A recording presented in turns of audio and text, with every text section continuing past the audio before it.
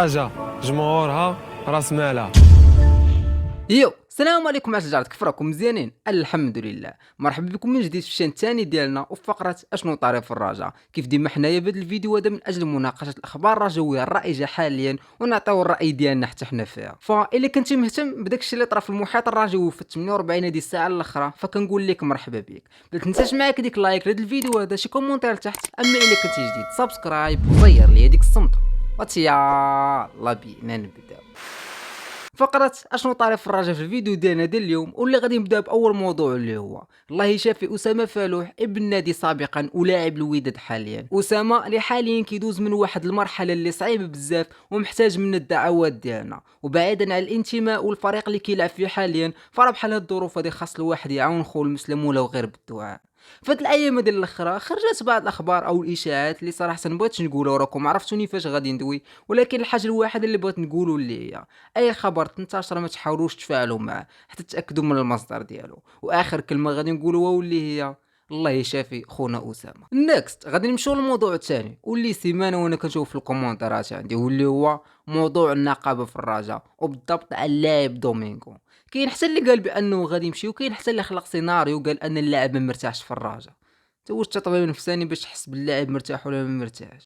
كيف ديما الاشاعات وخلق الرواج ما كنشوفوا الا في الرجاء، وقضيه ان اللاعب غادي يمشي في الميركاتو الشتوي كتبقى سابقه للاوان ديالها، حتى نتايا كدوله واحد الحدث اللي ممكن انه يطرا من بعد شهرين. وهنا الحديث غادي يمشي للصفحات ديال الفيسبوك اللي ديما خارجين لينا بهاد الاشاعات هادو. واش غادي يكون رحيل دومينغو في الميركاتو الشتوي او لا؟ كيف قلنا هذا الموضوع هذا كيبقى بعيد، وممكن في هاد الشهرين هادي تبدلوا بزاف ديال الحوايج، وممكن حتى اللاعب ياخذ الفرصه ديالو ويقدم شي ماتشات اللي كبار وشي مستويات اللي كبار كاع، ومن الممكن انك تشوفوا لاعب رسمي في التشكيله الاساسيه ديال الفريق. ولو انه حاليا شخصيا كيجيني السيد كيدخل 15 دقيقه الاخرى كيقدم الواجب ديالو، داكشي اللي ما كيديروش ولاد الفرقه راه كيديروه. اما قضيه النقابه اللي اكيد ما غاديش نقولوا واش كاينه ولا ما كايناش، ولكن اللي كنتمناو اللي هو محاربه اي فعل ضد الرجاء سواء من لاعب او مسير او جمهور، واللي خاصو يتحمل المسؤوليه الكامله واللي هو المكتب. فراه الا الجمهور شاف باللي كاين النقابه راه ما يمكنش المكتب اللي قريب من المحيط الرجاوي ما غاديش يكتشفها.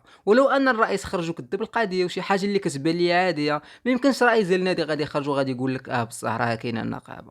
وبلا ما ندوي على رئيس النادي، النهار الاول اللي جا فيه اول تصريح ليه في المنصب ديالو قال باننا ما غادي نسمحوا لحتى شي لاعب انه يخلق تجمعات داخل النادي. وهنا فين كان معنا او ميساج لاصحاب النقابه. وشخصيا كنتمنى الا بصح كانت النقابه واكتشفوا خونا اللي دار هاد النقابه هادي انه يتعاقب اشد العقاب باش يبقى عبره لاي واحد كيفكر انه يخربق المحيط الرجاوي. فاكيد غادي نتمنوا كل التوفيق لدومينغو، وغادي نقولوا ليه كل الدعم حيت السيد لحد الان ما شفنا منه حتى شي حاجه خايبه. ما علينا، غادي ننقزوا لموضوع اخر واللي هو موضوع دونور، واللي رسميا عرفنا الوقت اللي غادي تسد فيه واللي هو 8 في الشهر المقبل، يعني 8 في شهر 11. عم بخصوص اشغال فراه غادي يبداو من بعد ايام، ولكن فقط في المرافق ديال الملاعب. فالسؤال اللي غادي يكون عندك انت، واش الرجاء ممكن انها تستقبل شي ماتش اخر في دونور؟ فراه صراحه مستحيل نعرفوا، مستحيل عرف شي واحد، خصوصا ان العوده ديال البطوله غتكون نهار 28، يعني على بعد 10 ايام من النهار اللي غادي تسد فيه مركب محمد الخامس. فواش ماتش الفتح غادي تبرمج قبل 8 ولا لا؟ هادشي كيبقى راجع للسيرفر الاسباني.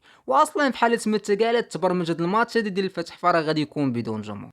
بما اننا نجبدنا البلان ديال بدون جمهور، الامر اللي كيتعلق بالعقوبات، حاليا كاينه بعض المصادر وبعض التشاش اللي كتقول باللي من بعد داكشي اللي طرا في الدوره الماضيه ديال البطوله واللي كيتعلق بالرسائل من المجموعات والكراكاجات بسبب الاحتجاج على القرارات ديال الجامعه، فراه غتكون عقوبات قاسيه في حق الجماهير، واللي غادي يكون من بينها الويكل ومبالغ ماليه اللي ضخمه.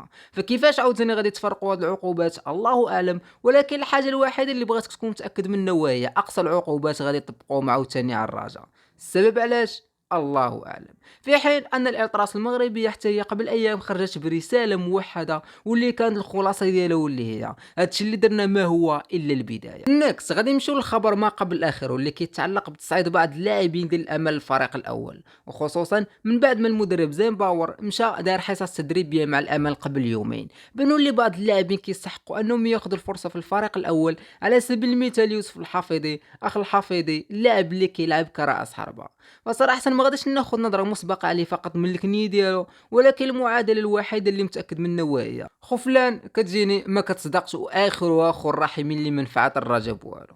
اللاعب الاخر حتى هو اللي تم التصعيد ديالو اللي هو كامارا اللي سبق وكان مع الفريق الاول من بعد ما البلاصه ديالو اللي كيلعب فيها مراتو رجعوا الامل، ولكن اليوم شفناه مع الفريق الاول في ماتش ودي بلا ما ندويو على نشيط تا هو اللي تم التصعيد ديالو قبل مده. وبما اننا جبدنا الماتش الودي غادي نبقاو غاديين داكشي بالتسلسل. فرا الراجل اليوم كان عنده ماتش ودي كونتر الزمامر اللي كان في اكاديميه النادي، واللي الراجل بدات بالتشكيله التاليه: بايو في الشبكه، خفيفي والعراسي فلاكس، بولكسوس والبدوي في الجناب، كامارا الوردي، دومينغو الوسط، وزريده وزيلا وناشط للقدام. تشكيله اللي المدرب عطى فيها الفرصه لجميع اللاعبين اللي ما كيدخلوش رسميين، خصوصا الثنائي ديال خفيفي والعراسي وحتى دومينغو وزيلا وناشط.